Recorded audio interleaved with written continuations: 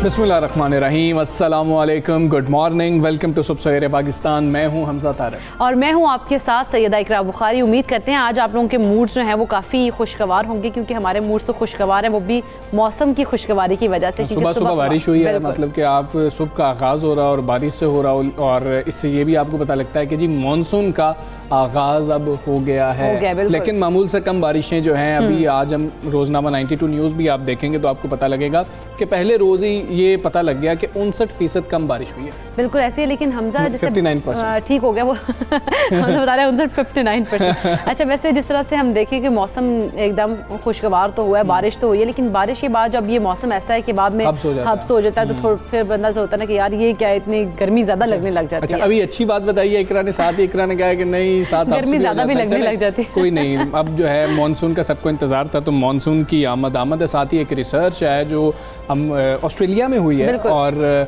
हमारे साथ शेयर करनी है इकरा ने, वो नींद के बारे में। बिल्कुल ऐसे ही है हमजा, क्योंकि आजकल जिस तरह से देखा जाए तो हम लोग उनके रूटीन्स जो है वो काफ़ी ख़राब हो चुके हैं। 1-1, 2-2 बजे तक सोते हैं और सुबह भी, मतलब कई लोगों जिन्होंने ऑफिस जाना होता है वो तो हमारी तरह जल्दी ही उठ के आ जाते हैं। तो ऐसे लोगों का जो दौरानिया नींद का वो 4 से 5 घंटे होता है, और ये बड़ा अलार्मिंग सिचुएशन है। ऑस्ट्रेलिया की यूनिवर्सिटी है फ्लैंडर्स, वहाँ पर एक तहकीक की गई है और 15 से 17 साल की उम्र के नौजवानों का एक ग्रुप लिया उन्होंने, 35 बच्चों का।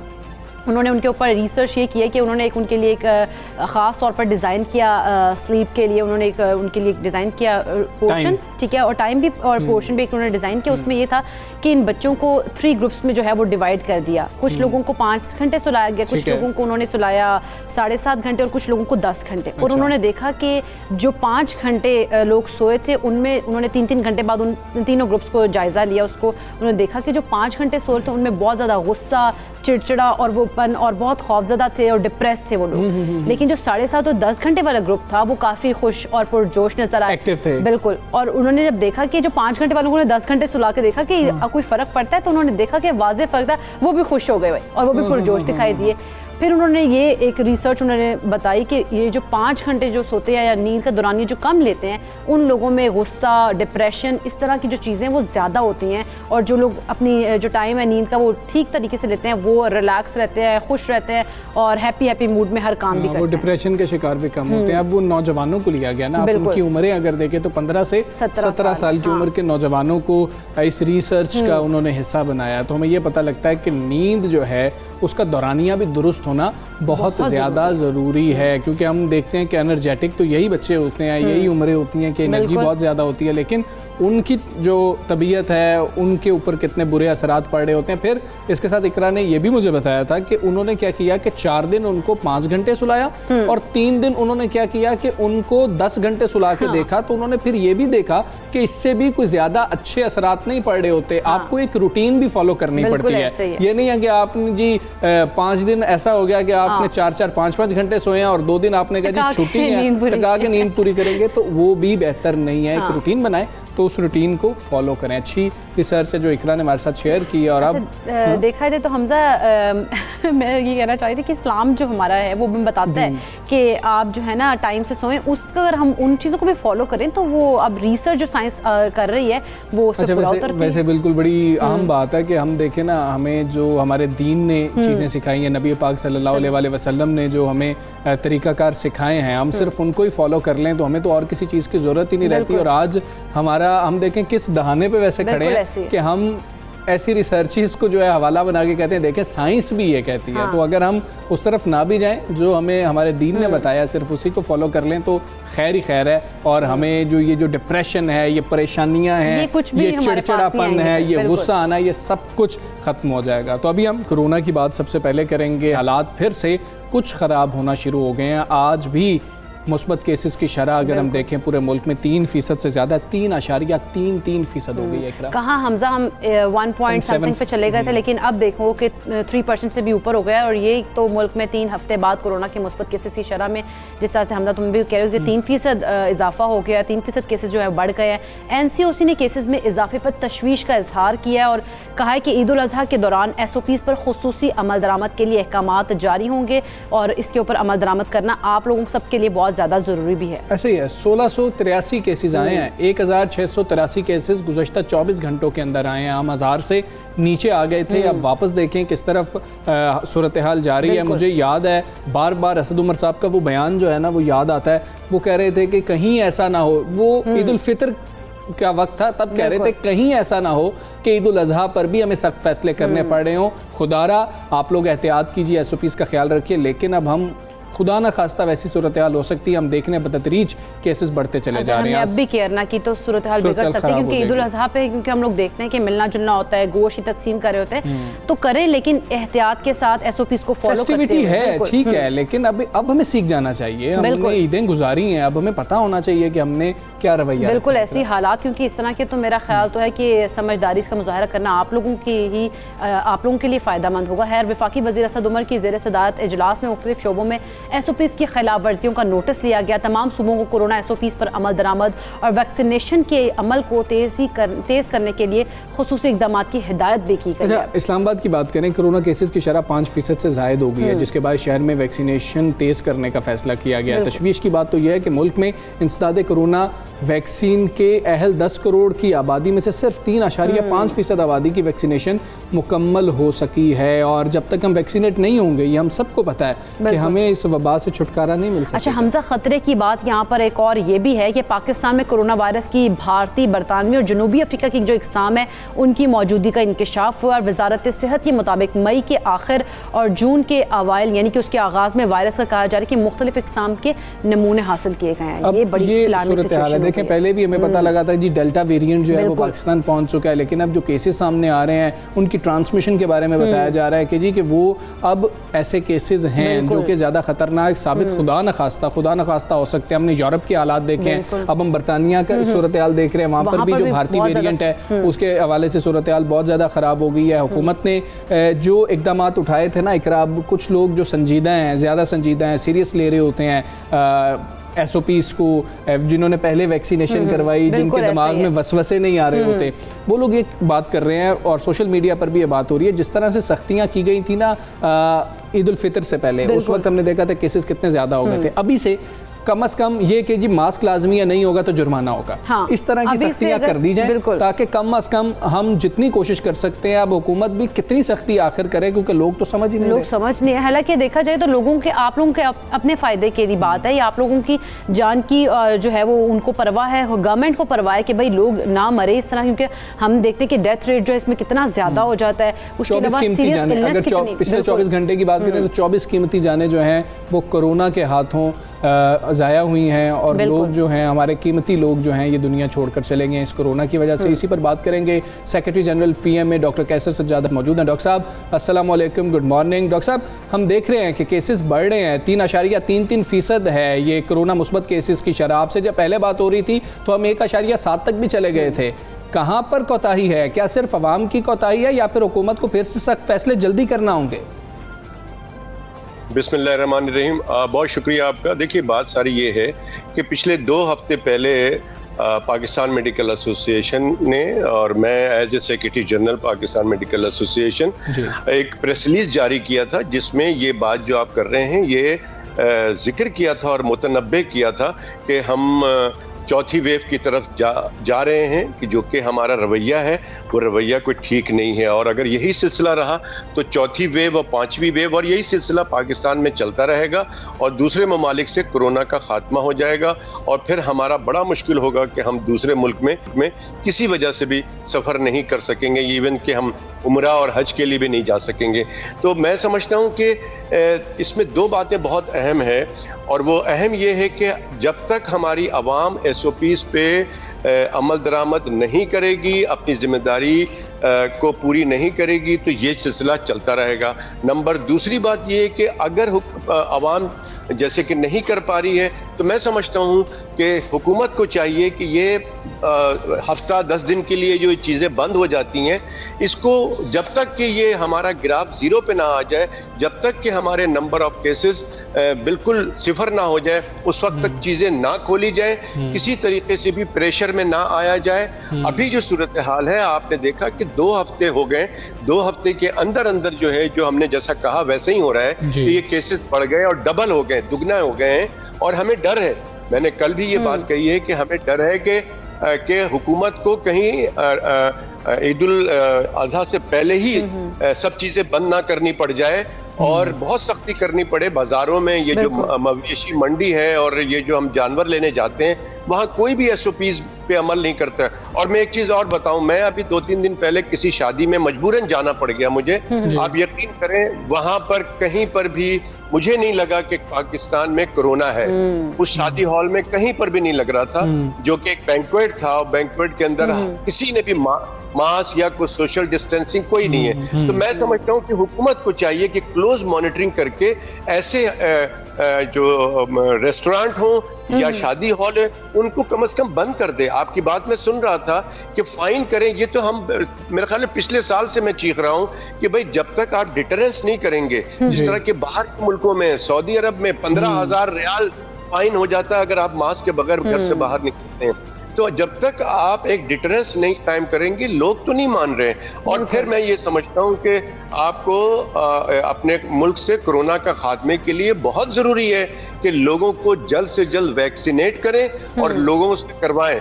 और मैंने पहले भी कहा है कि जो लोग 30 लाख से ज्यादा अफराद ऐसे जिनके पास शनाख्ती कार्ड नहीं है, उनको कैन साइनो या पाक वैक जो है हमारा कोई सिंगल डोज है, उनको फौरन उनकी जगह पे जाके लगाया जाए। बहुत तेजी से जब हम एक्टिविटी करेंगे और हम सिंसियरली सब चीजें करें, मैं समझता हूँ कि अप्रिशिएबल है। NCOC बहुत अच्छा काम कर रही है, लेकिन थोड़ा हमें उसको ऑगमेंट करना पड़ेगा, उसको उसमें थोड़ा तेजी लानी पड़ेगी, ताकि तेजी तो लेके आनी पड़ेगी। लेकिन डॉक्टर साहब, अगर देखा जाए तो पाकिस्तान में कोरोना वायरस की जो भारतीय, जनूबी अफ्रीका की और बरतानवी जो इकसाम है, उनकी मौजूदगी का भी इंकशाफ हुआ है। कितना खतरनाक हो सकता है? और इसके उनके उन्होंने कहा कि नमूने भी कुछ डिफरेंट जो इसकी टाइप से उनके लिए गए हैं, कितना खतरनाक हो सकता है? क्योंकि ईद उल अजहा भी हम देखें तो सर पर है। जी हाँ, ये बहुत इंपॉर्टेंट बात है आपकी, और यही बात को तो मैं कहना चाह रहा हूँ कि जी पिछले 1 महीना हो गया है कि 4 केसेस कराची में और 2 केसेस मुझे याद नहीं है किसी और जगह पे ये इंडियन वेरिएंट्स डिटेक्ट हो चुके हैं, UK वेरिएंट्स भी डिटेक्ट हो चुके हैं और साउथ अफ्रीकन वेरिएंट्स भी डिटेक्ट हो चुके हैं। तो हमें और सबसे ज्यादा खतरनाक इसमें इंडियन वेरिएंट्स है। और मैं सब लोगों को मेरे ख्याल में पता है कि पिछले 2 महीने पहले इंडिया की क्या हालत थी, और अभी भी कोई अच्छी हालत नहीं है भारत की। तो और उसकी वजह सिर्फ और सिर्फ इंडियन वेरिएंट्स था, क्योंकि ये 12 दफा म्यूटेशन करके और बहुत सीरियस हो गया है। और इसकी जो सबसे बड़ी प्रॉब्लम क्या है, मैं आपकी तवज्जो से तमाम लोगों से बताना चाहता हूँ कि देखें, जो हमने 2000 में जो पहली वेव्स में, सेकेंड वेव्स में जो कोरोना को हमने निपटा था, उसमें कोई ऐसी प्रॉब्लम नहीं थी। आपको फौरी तौर पे खांसी, बुखार, नज़ला, जुकाम और जिस्म में दर्द पता चल जाता था कि आप बीमार हैं। ये जो इंडियन वेरिएंट्स हैं, ये जब आपको ये चीजें महसूस होंगी, उस वक्त तक आधा फेफड़ा आपका या half of the lungs damage हो चुका होगा। इसलिए ये बहुत खतरनाक है, आपको पता भी नहीं चलेगा और आप सीरियस हो चुके होंगे और अस्पताल जाना होगा। और फिर सबसे बड़ी बात यह है कि यहाँ पर अमवात क्यों ज्यादा हो रही हैं? अमवात इसलिए ज्यादा हो रही हैं कि लोगों को जो एक सोशल मीडिया के जरिए जो एक मिथ है, जो एक बताया जा रहा है कि अस्पताल मत जाना, अस्पताल जाओगे तो वहां तो आपको मार दिया जाएगा। खुदारा इस पे अमल ना करें। ये जब भी आपको सांस की तकलीफ शुरू हो जाए या खांसी ज्यादा बढ़ जाए तो फौरी तौर पे अस्पताल में जाएं। और मैं समझता हूं कि एक दिन के बाद दूसरे दिन आपके सिम्टम मौजूद रहता है, तो डॉक्टर से, क्वालिफाइड डॉक्टर से मशवरा करें ताकि आपका बर वक्त इलाज हो सके। अदरवाइज आप 3-4 दिन बाद जाएंगे तो ये जो इंडियन वेरिएंट्स है, ये बहुत ही लीथल है, बहुत ही ज्यादा खतरनाक है और ये बहुत तेजी से एक से दूसरे में फैलता है। अगर एक कमरे में कोई 10-12 लोग मौजूद हैं और उसमें कोई एक बंदा आ गया इंडियन वेरिएंट्स, तो वो तमाम लोगों को इन्फेक्ट कर सकता है। लिहाजा मैं समझता हूं कि प्रिकॉशनरी मेजर ही एक स्टेप है जो कि हमें लेना चाहिए। बिल्कुल ठीक है डॉक्टर कैसर सज्जाद साहब, बहुत शुक्रिया आपका। सबसे पहले से आप बात कर रहे थे और बात दुरुस्त है कि खा कोई भी वेरिएंट हो, हमारे पास पहला हथियार यह है कि हम मास्क पहन के रखें, और मास्क ऐसा हथियार है कि जो हमें इससे बचा सकता है। दूसरा हथियार हमारे पास है कि हम वैक्सीन लगवाएं, खुद को वैक्सीनेट करवाएं। हमारे पास कोई तीसरी चीज़ नहीं है, तो लिहाजा इन दोनों पर तो अमल कीजिए। बिल्कुल ऐसे ही इन दोनों पर अमल करना बहुत ज़रूरी है, क्योंकि एहतियात करेंगे तो ही आप लोग जो है अपनी कीमती जानें जो है उनकी हिफाजत कर सकेंगे। खैर हम आगे बढ़ते हैं और कुछ बात कर लेते हैं। वफाकी हुकूमत ने क्योंकि गाड़ियों की कीमतों में कमी की खुशखबरी सुनाई है, तो इस पर बात करना बड़ा ज़रूरी हो गया हमजा। वफाकी वज़ीर इत्तला फवाद चौधरी और सनत व पैदावार ने इस्लामाबाद में प्रेस कॉन्फ्रेंस की। इस मौका पर वफाकी वज़ीर जो हैं फवाद चौधरी, उन्होंने कहा कि हमने 3 साल में पाकिस्तानी मईशत की समत दुरुस्त की और गाड़ियों की कीमतों में कमी की खुशखबरी लेकर आए। बिल्कुल, जबकि वफाकी वज़ीर बया सनत व पैदावार खुसरू बख्तियार ने बताया कि हुकूमत ने गाड़ियों पर फेडरल एक्साइज ड्यूटी और कस्टम ड्यूटी ख़त्म कर दी है और छोटी गाड़ियों पर सेल्स टैक्स ख़त्म कर दिया। तो उन्होंने क्या कहा है खुसरू बख्तियार साहब ने, आपको वो सुना देते हैं। गाड़ियों की कीमतें बढ़ती हैं तो डिमांड बढ़ती है, तो हमने गाड़ियों की कीमतों के ऊपर हुकूमत ने अपनी फेडरल एक्साइज ड्यूटी और एडिशनल कस्टम ड्यूटी और छोटी गाड़ी के अंदर अपना सेल टैक्स भी ख़त्म कर दिया, जो मेरी गाड़ी स्कीम के तहत इस मुल्क के अंदर इस साल इस सेक्टर के अंदर 3 लाख नई नौकरियां मुहैया होगी। जो रजिस्ट्रेशन का हमने शर्त की है, ये टाइम बाउंड नहीं होगी, इसके ऊपर उसको फीस जुर्माना देना पड़ेगा जो 50,000 से 2 लाख के ऊपर है। और अगर हमने देखा कि इसके बावजूद भी ऑन का चल रहा है, तो हम इस जुर्माने की कीमत को और बढ़ा देंगे, शायद 10% कर दें गाड़ी की वैल्यू के, ताकि ये जो इन्वेस्टर है जो ये ऑन के अंदर इस मार्केट सप्लाई डिमांड गैप में खेलना चाहता है, उसके लिए बहुत कम जगह हो कि वो मार्केट को मैनिपुलेट कर सके। जी, ये गुफ्तगू आपने सुनी, लेकिन हमारे मुल्क में अगर देखा जाए गाड़ियाँ बनाने वाली गिनती की कंपनियाँ बरसों से सालाना अरबों खरबों पाकिस्तानियों के जेबों से इकट्ठा कर रही हैं, मगर बदले में सिर्फ मौत दे रही हैं। हमारा सबसे बड़ा मसला ये है कि जी के सेफ्टी फीचर्स ही नहीं होते हैं, माहौल दोस्त नहीं होती हैं वो गाड़ियाँ। देखें, एक एयर बैग अब कुछ गाड़ियों ने देना शुरू कर दिया, दुनिया भर में देखें 8-8 एयर बैग्स होते हैं। बिल्कुल ऐसी है, लेकिन हुकूमत को यहाँ पर चाहिए कि वो ऐसी ऑटो पॉलिसी मुतारिफ करवाए जिसमें इन कंपनीज को इजारादारी को इनकी ख़त्म किया जाए और साथ ही साथ सख्ती की जाए इन पर, और तमाम जो सेफ्टी स्टैंडर्ड्स हैं उनको कहा जाए कि फॉलो करें। ऑटो पॉलिसी बहुत अच्छी है, ऑटो पॉलिसी बहुत अच्छी है। अब इम्प्लीमेंटेशन वाले जो मामला है, खासतौर पर सेफ्टी को लेकर हम ऐसे हादसे देखते हैं कि मतलब जब तस्वीर सामने आती हैं तो दिल इतना खौफजदा हो जाता है कि हमारे पास भी तो यही गाड़ियाँ हैं। बिल्कुल ऐसे ही है। और हमजा का देखा जाए जो उनकी क्वालिटी है, जिस तरह से हम देखेंगे कहीं पे भी हिट करती है तो पूरी गाड़ी जो उसका कचूमर निकल आता है। इट मींस कि जो उसका ऊपर लगाया गया मटेरियल वो इतना पायदार नहीं है कि वो हल्की सी कहीं पे लगने से उसका सारा डैमेज हो जाता है। ठीक है, इसी पर बात कर लेंगे। पार्लिमानी सेक्रेटरी बराए तिजारत सनत व पैदावार आलिया हमजा मलिक साहब हमारे साथ मौजूद हैं। आलिया साहब अस्सलाम वालेकुम, गुड मॉर्निंग। ये नई ऑटो पॉलिसी के हवाले से हमने आपसे खासी बात की है, अब ये चंद सवालात हैं खासतौर पर सेफ्टी को लेके। इस हवाले से इस ऑटो पॉलिसी में क्या कुछ है? बिस्मिल्लाहिर्रहमानिर्रहीम, thank you and good morning. सबसे पहले तो जी खुशखबरियाँ हैं अवाम के लिए। सब जो कहते थे कि जी बजट आएगा, महंगाई आएगी, तो सबने देख लिया है। सबसे पहले तो गाड़ियों की ही बात कर लें तो कीमतों में कमी से कमी होती जा रही है। तो यही तो खूबसूरती है पाकिस्तान तहरीक इंसाफ की कि जो हम वादा करते हैं हम पूरा करते हैं। आपने कहा कीमतों में कमी के बाद वाकई ही आपका अगला सवाल यही होना चाहिए था कि हम सेफ्टी के लिए क्या कर रहे हैं। हमारी जो कमिटमेंट है ये जो ऑटो पॉलिसी के थ्रू, पहली बात ये है कि हम ये चाहते थे कि हम एक एनवायरनमेंट कंपटीशन का क्रिएट करें, वो हमने क्रिएट कर दिया। दूसरा हमारी कमिटमेंट थी कि हम प्राइस रिडक्शन करें, वो भी हम कर रहे हैं और 1-2 दिन के अंदर आपको वो नोटिफिकेशन के फॉर्म में मिल जाएगा।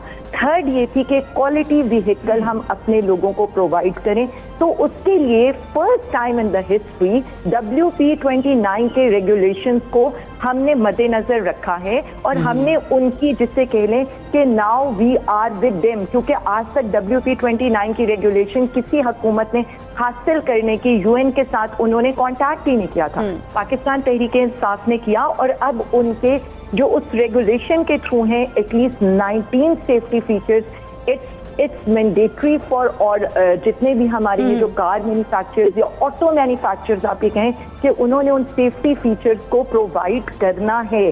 देखिए, जब हम बात करते हैं इस नई ऑटो पॉलिसी की, तो जैसे मैं बार बार आपको बताती हूँ कि ये ऑटो पॉलिसी जो है, हम फर्स्ट टाइम ये सोच रहे हैं कि हमने अपने ऑटोमोबाइल सेक्टर को जो है, जो ऑटोमोटिव सेक्टर है, उसे एक्सपोर्ट में लेकर जाना है। तो एक्सपोर्ट के लिए जरूरी था कि हम ये रेगुलेशन साइन करते प्लस इन पर इम्प्लीमेंट कराते।